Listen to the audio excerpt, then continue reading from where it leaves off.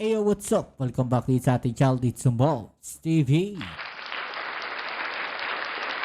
Alright, so tayo nagbabalik muli mga babayan at eto na nga, breaking news mga babayan. No, may masamang nangyari dito kay Curly Discaya sa Senado mga babayan na kung saan siya po ay sinintensyahan ng Senado mga kababayan. Okay, so yan ang ating alamin ngayon at pag-uusapan. Pero syempre bago ang lahat, aking inihiling po sa inyo, palambing naman ng inyong like dyan sa ibaba, no? At sa mga hindi pa nakasubscribe pa-click na rin po ang subscribe button. Maraming salamat sa lahat ng mga patuloy na kasuporta dito sa ating channel, alright? At ito na nga, no, mainit na balita. Sabi sa inyo, nangunguna tayo sa balita mga kababayan. Kaya kung gusto niyo nang una sa balita na ating pag-uusapan, dito na kayo sa ating channel. Huli po si Discaya, mga kababayan. Si Curly Discaya ay nahuli ng Senado sa kanyang, ano ba tawag natin dito? Malaking kasinungalingan na nagawa sa Senado.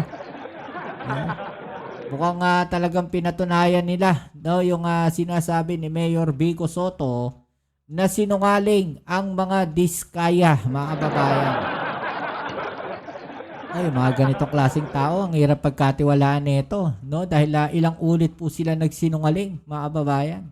No? Ayon dito sa hearing na to ng Senado, at grabe yung kanyang ginawa dito, no? Huling-huli na yung script ata nila ay hindi umubra at sablay, mga kababayan. Hindi ata sila nagkaintindihan, no, ng kanyang asawa. Kaya naman siya ay na-cite in contempt ng Senado.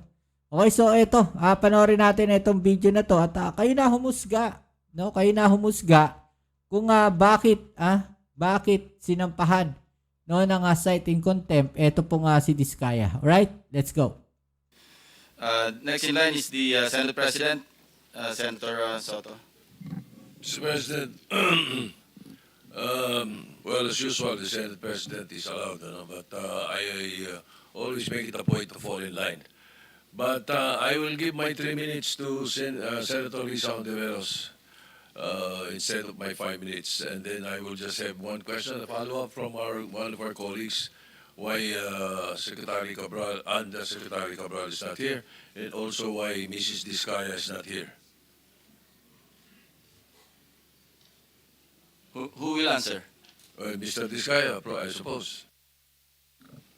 Your Honor, yung misis ko po ay nagpadala po dito ng excuse letter po.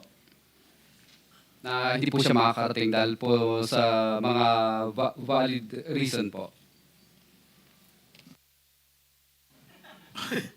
Mr. Chair, if I may, what is the valid reason?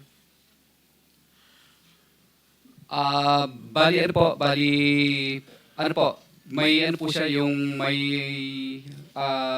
heart condition din po siya, at saka po, nagpadala po siya ng letter po dito. Hindi ko lang po nabasa kung ano yung iba pang content.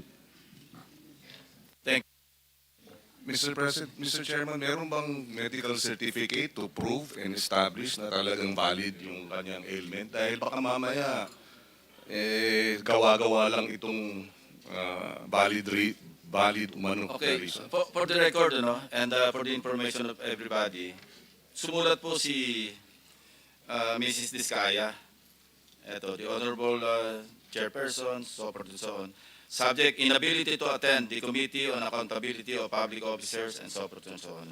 Tapos, relative to the letter invitation dated September 15, issued by your good office, which I received via electronic mail today, September 17 at 5:41 p.m., I deeply regret to inform you that I will be unable to attend the Committee on Accountability of Public Officers and Investigations, fourth public hearing scheduled for September 18 at 9 a.m. Or 9 in the morning. Regrettably, I have an important meeting with my employees on the day of the hearing to explain the problem that the company is facing now and the effects this has on them. This meeting was already scheduled before I received the Honorable Committee's invitation this late afternoon, and some of my employees will be coming from various places. Thus, I can no longer cancel the meeting set for tomorrow. As such, I'm Huli. sincerely sorry that I will be unable to attend the committee Huli. hearing. I fully understand. Huli, mga kababayan. Ano sabi ni Diskaya? No, ano sabi ni Diskaya? May sakit daw. No, at kaya hindi makakapunta, mga kababayan. No, pero dito sa letter ni Sara Diskaya, ang sinasabi po dito, mga kababayan, ay may meeting daw po si Sara Diskaya. Huli po, no, yung kasinungalingan ni Curly Diskaya, mga kababayan. Diba? O, tuloy natin. The importance of the committee's work and the seriousness of the matter at hand. I hope that my absence shall in no way be construed as a reflection of my respect for the committee and its mission. I humbly request the committee's understanding and patience in this matter. Thank you very much for your consideration. Very truly yours, signed, Cesara Rowena C. Diskaya. Mr. Chairman, with that letter, nagsisinungaling itong si Mr. Diba? Diskaya na meron daw karamdaman yung kanyang asawa. Oh.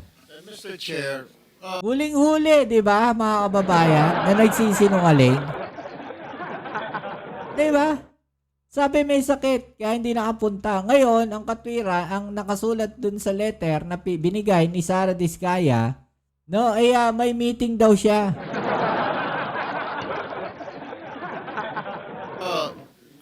nanumpa ito to tell the truth, and dito harap-harapang nagsinungaling ka, binabastos mo kami, niloloko mo kami, di ba?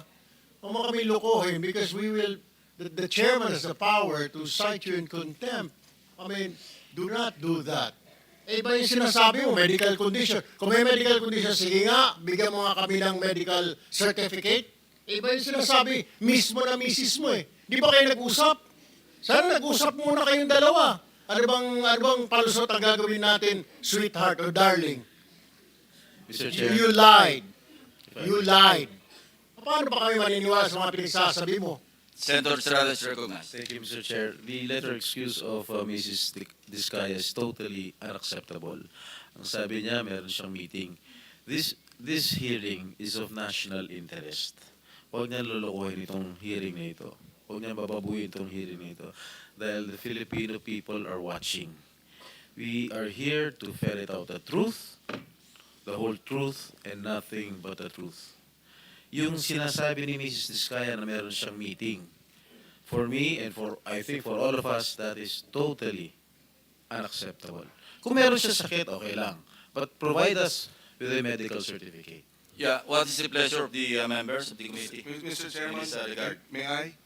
Well, Yes, Senator Pangilinan. why will we ask for a medical certificate when clearly he is lying because the wife has already said? Again, the chair asks, what is the pleasure of the members? In contempt, Mr. Chair. Is that a I motion? seconded, Mr. Chair. Kindly raise a motion. In contempt, Mr. Chair. I want move, Mr. Chair. I want Mr. Chair? file him in contempt for lying. Kasi okay. Mr. Chair, quickly lang. Ganito na muna, no? Ipasyokos na muna natin. Just to adhere to due process, the chair will advise the members to just issue a show cause order. And if not satisfactorily given or explained, then we will just cite her in contempt. Mr. Chair, if I may, Mr. Chair, if I may, maybe we can ask Mr. Diskaya why he should not be cited in contempt. Your Honor, No, but the subject of this motion is Mrs. Diskaya. So, and she's not here. Mr. Chairman, Who are we citing in contempt of the committee? the one who is lying. Mr. Diskaya. Yes. So, please explain. Your Honor, humihingi po ako ng pasensya po sa inyo. Wala po akong intention talaga magsinungaling, pero yung misis ko po kasi talaga ay madalas po siya masakit Wala daw intensyon, pero ginawa na niya, mga kababayan. Diba?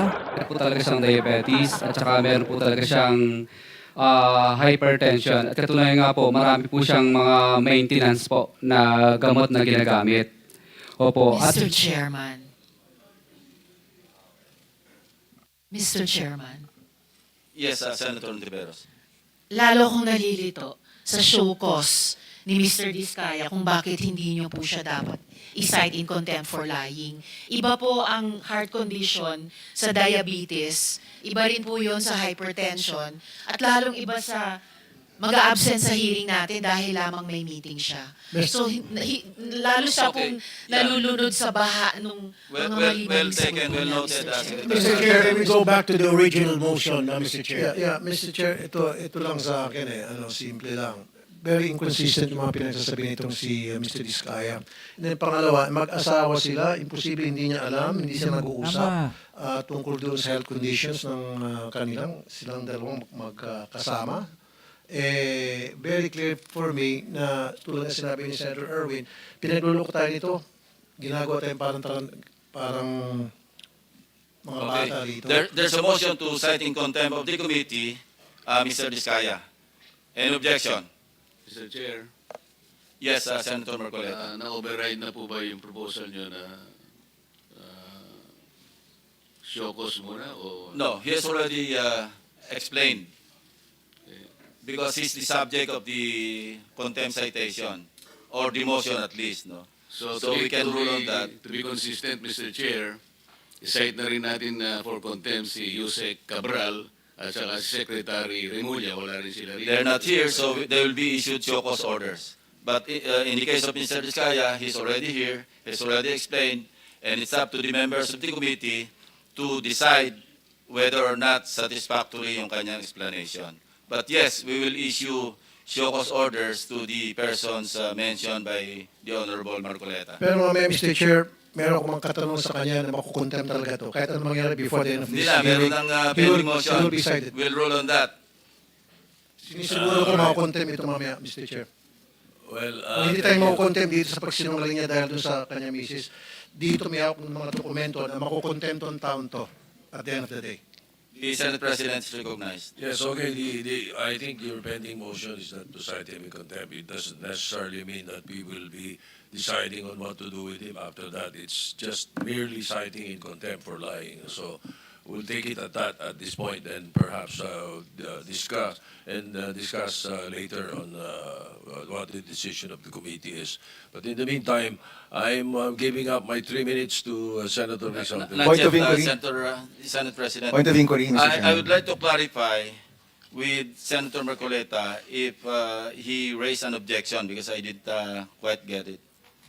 No, I'm not raising any objection. Thank you, Senator Point of Marcoleta. inquiry.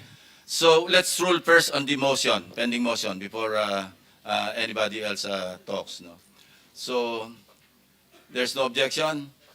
So Mr. Diskaya, you are cited in contempt of this committee. Point of inquiry, Mr. Chairman.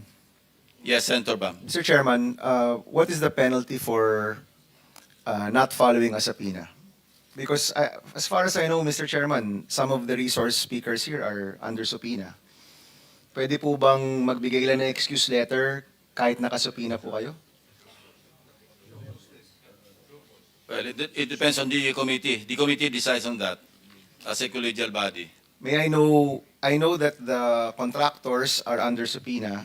Are the DPWH and the others also under subpoena, Mr. Chairman? Just to clarify, sino po ba yung nakasubpoena dito? Director General, can you address the question raised by Senator Bam? Mr. President, Mr. Chairman, before he is recognized, just Senator Pangilinan is recognized. just to respond to the question, if they have been subpoenaed and they have not appeared, then they will be asked to explain why they should not be cited either in contempt or that that a warrant of arrest be issued for them to be compelled to attend. That's the process now that we are observing. Hindi ko naintindihan masyado. No, if they have been subpoenaed and they fail to appear, then they are given the opportunity to explain why they should not be either cited. And it is up to the body arrested. to decide whether the explanation is valid or not. That is correct. That is correct. That is correct. So there's a pending motion. No. The chair has already ruled on the motion. So you're hereby cited in contempt of the committee, Mr. Diskaya. All right, so Mr. Chair? Senator De La Rosa. Yes, sir. Thank you, Mr. Chair.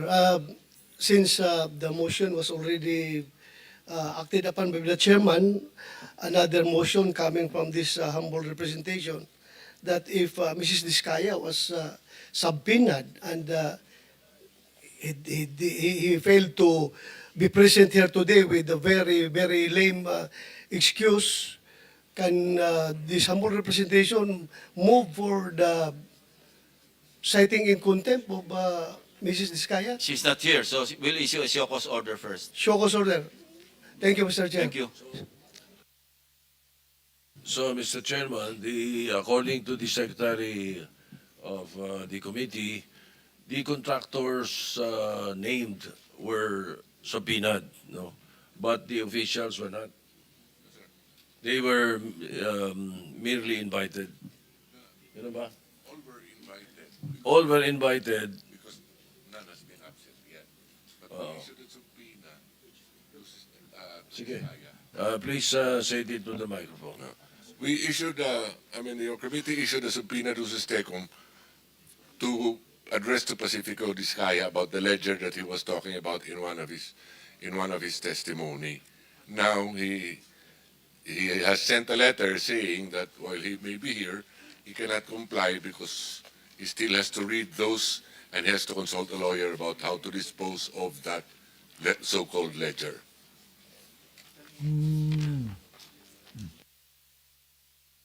Let us Mr. Chair. proceed, no? Senator Ontiveros, you have 5 or 8 minutes. Actually, you have 7 minutes and 25 seconds. 25 ba? Tama ba? O, 25, tama. Salamat, Mr. Chair. But before my time starts ticking, just a follow-up.